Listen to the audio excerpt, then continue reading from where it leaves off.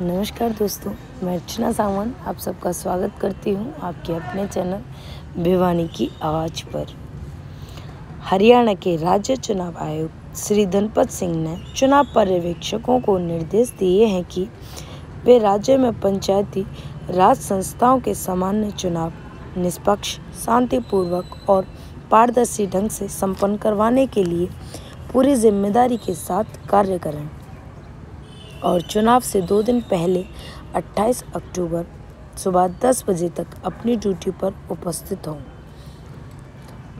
राज्य चुनाव आयुक्त कल पंचायती राज संस्थाओं के प्रथम चरण का चुनाव करवाने के लिए नियुक्त सामान्य पर्यवेक्षक, खर्च पर्यवेक्षक और पुलिस पर्यवेक्षक की बैठक की अध्यक्षता कर रहे थे।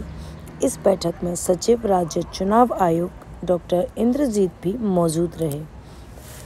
राज्य चुनाव आयुक्त ने कहा कि प्रथम चरण के पंचायती राज संस्थाओं के चुनाव के लिए सभी जिलों में सामान्य 1 पुलिस और 1 खर्च चुनाव पर्यवेक्षक शामिल हैं। उन्होंने कहा कि चुनाव पर्यवेक्षक संबंधित जिले में पहुंचकर मुख्यालय को ईमेल के माध्यम से सूचित करें। उन्होंने कहा कि चुनाव पर्यवेक्षक राज्य चुनाव आयोग द्वारा जारी दिशा निर्देशों और हिदायतों की दृढ़ता से पालना करें और उन्हें किसी प्रकार की दिक्कत आए तो वे राज्य चुनाव आयोग से संपर्क करें। सामान्य पर्यवेक्षक के साथ स्वतंत्र और बिना किसी भय से चुनाव संपन्न करवाने के लिए कोई दिक्कत आती है तो उस पर तुरंत संज्ञान लें।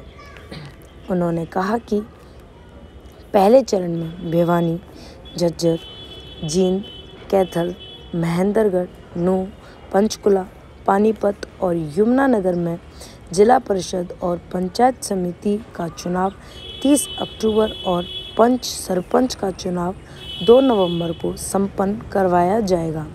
उन्होंने कहा कि यदि किसी जिले में किसी कारणवश पुनः मतदान करवाया जाना है तो उस जिले के पर्यवेक्षक मतगणना तक तैनात रहेंगे। उन्होंने कहा कि चुनाव पर्यवेक्षक पंचायती राज संस्थाओं के चुनाव में नकदी, शराब, कपड़े और मतदाताओं की संतुष्टि के लिए बांटने वाले अन्य सामान पर सख्त निगरानी रखें और जिला में पूर्ण रूप से कानून व्यवस्था बनाए रखने के लिए भी सतर्क रहें। इसके अलावा अवैध हथियार, असला एवं अवैध शराब पर भी निगरानी बनाए रखें। उन्होंने कहा कि चुनाव की रिपोर्ट निर्धारित प्रोफार्मा में ही भेजें और चुनाव संपन्न हो जाने के बाद परिणाम आयोग की sec@hry.nic.in पर अपलोड करवाएं। उन्होंने सभी पर्यवेक्षक को चुनाव कार्यों के बारे में विस्तार से अवगत करवाया। हमारे साथ जुड़े रहने के लिए धन्यवाद। ताज़ा खबरों के लिए सब्सक्राइब करें आपके अपने चैनल भिवानी की आवाज़ को। नमस्कार, राम राम।